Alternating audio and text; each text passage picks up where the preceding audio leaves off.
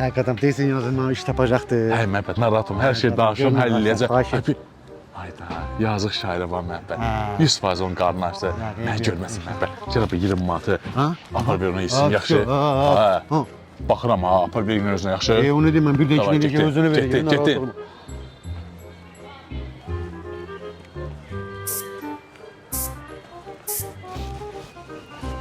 Şairin ağaysan adam. Valla bu 20'liyi götür, adam var sağa gönderdi. Öz adımla, öz adım, narahat olma, narahat olma.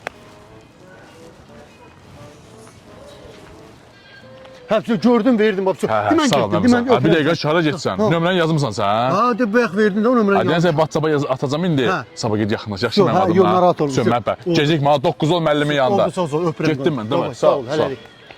Hara getdi şair?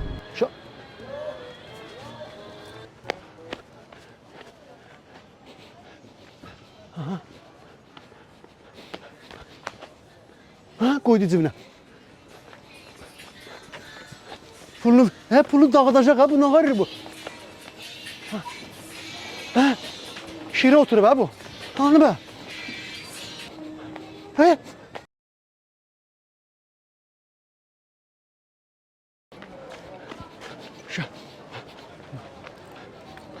Ha, şahar pulu kızlara dağıtır ha.